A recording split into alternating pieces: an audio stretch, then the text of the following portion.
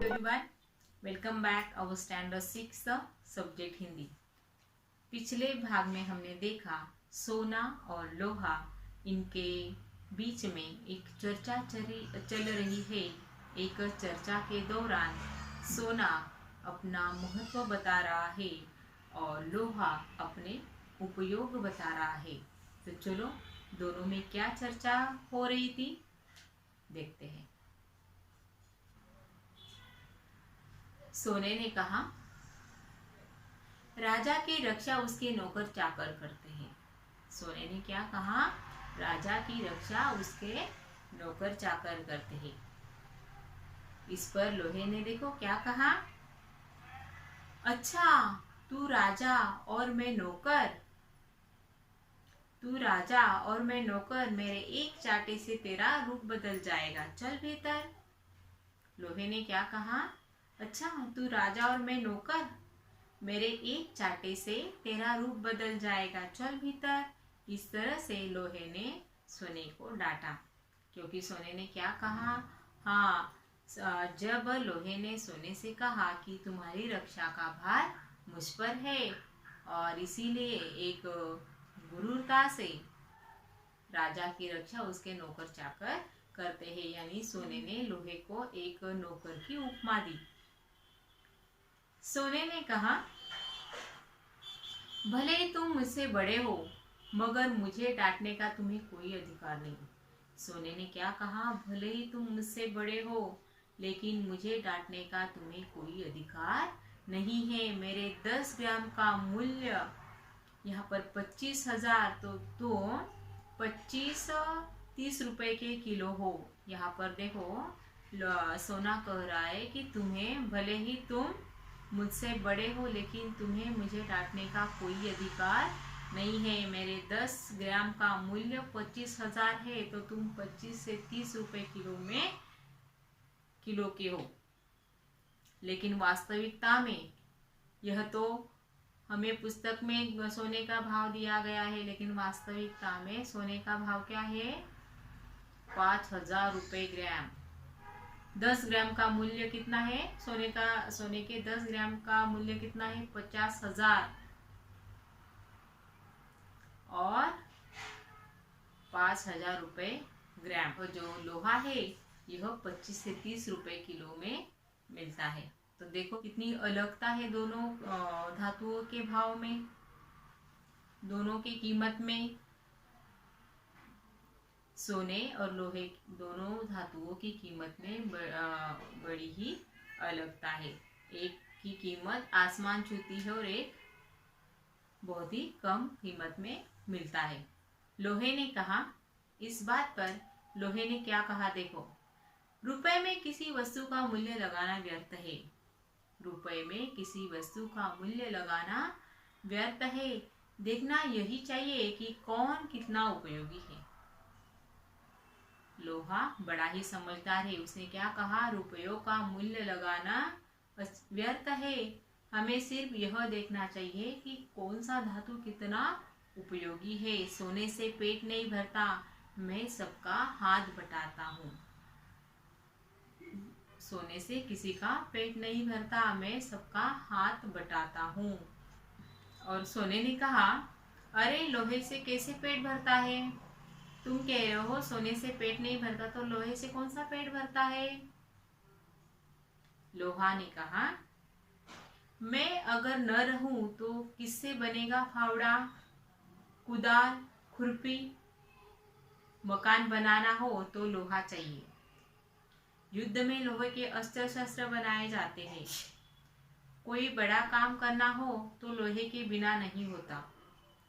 यहाँ तक कि रोटियां भी लोहे के तवे पर सेकी जाती है। सब कुछ लोहे से बनता है। खेती करनी हो, खेती के जो औजार है, जो साधन है, वह लोहे से बनाए जाते हैं। इमारतें बनाने के लिए हमें लोहा चाहिए। कारखानों में लोहे का इस्तेमाल होता है सभी। और यहाँ तक कि हम जो रोटियां सेकते हैं वह भी लोहे के तवे पर ही सेकी जाती है। इस तरह से लोहे ने अपना महत्व सोने को समझाया। इस पर सोने ने देखो क्या कहा, अंगूठी, माला, बाली, अंगूठी, माला, बाली यह लोहे से नहीं बनती। यह उसके लिए मेरी तलाश होती है। अंगूठी, माला, बालियां यह लोहे की बनी लोग नहीं पहनते। इसके लिए सोने की तलाश होती है। मैं राजा महाराजाओं का और धनिकों का प्यारा हूँ। सोने ने क्या कहा कि मैं राजा महाराजाओं और धनिकों का प्यारा हूँ। मैं ऊंची जगह रहता हूँ, नीचे नहीं उतरता। मैं ऊंची जगह रहता हूँ, मैं कभी नीचे नहीं उतरता। यह हमें भी पता है कि सोना कोई ऐसे ही बाहर नहीं रख देता। वह तिजोरी में हर कोई छुपा कर रखता है। यह सोने के आभूषण है जो आप देख रहे हैं। यह ज़्यादातर महिलाएं पहनती है, कई पुरुष भी पहनते हैं। लेकिन वह कोई ऐसे ही घर में भी हम कहीं पर भी नहीं रखते। जैसे ही हम घर पहुंचते हैं वह किसी शादियों में, पार्टियों में या फिर कोई कई अवसरों पर महिलाएं या फिर पुरुष सोने के गहने पहनते हैं। और जब भी वह निकाल कर रखते हैं उसे बड़ी ही सावधानी से उसे हम लोहे की तिजोरी में रख देते हैं।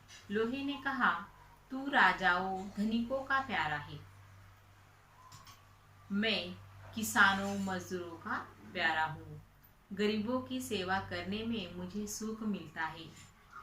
राजाओं के दिन लद गए, अब तो श्रमिकों के दिन है।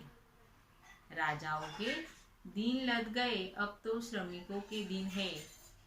इस तरह से लोहे ने सोने को समझाया कि तू राजाओं का प्यारा है, धनिकों का प्यारा है, जो अमीर लोग हैं उनका तू प्यारा है, लेकिन मैं गरीबों की सेवा करता हूँ और गरीबों की सेवा करने से मुझे सुख मिलता है। दिन लद जाना यानी बीती बात होना।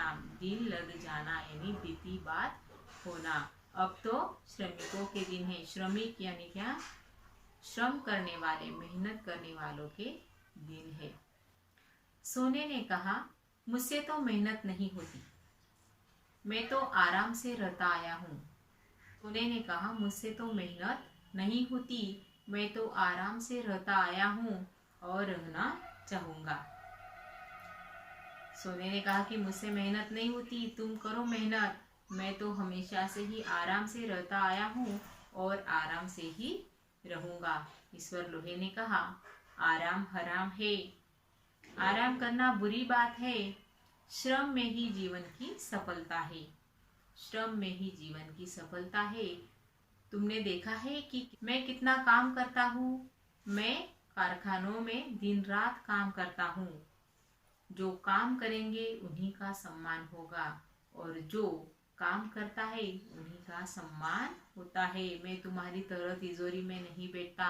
मैं आजकल तो कारखानों में भी काम करता हूँ और जो काम करता है उन्हीं का सम्मान होता है। सोने ने कहा,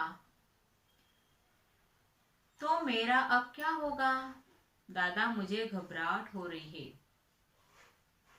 सोने ने क्या कहा कि अब मेरा क्या होगा, मुझे घबराहट हो रही है।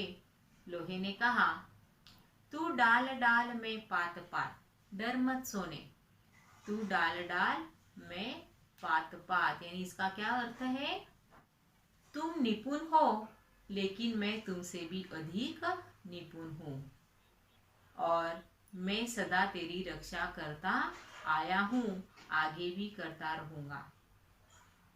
तू डाल डाल मैं पात पात, मैं तेरी रक्षा करता आया हूँ और आगे भी तेरी रक्षा करता रहूंगा। मगर अब तू घमंड करना छोड़ दे।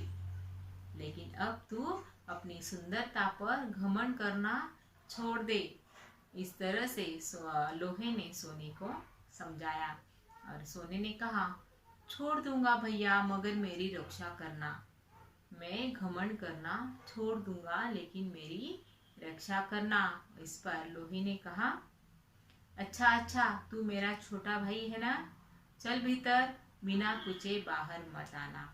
और इस तरह से सोना और लोहा दोनों ने अपने अपने महत्व पर यहाँ पर चर्चा की, लेकिन सबसे उपयोगी हमारे जीवन में लोहा है और लोहे से ही हमारे 2 वक्त की रोटी का इंतजाम होता है। खेती करने के लिए लोहे का इस्तेमाल होता है, कारखानों में लोहे का इस्तेमाल होता है, हर जगह पर हमें लोहे का इस्तेमाल हम करते हैं।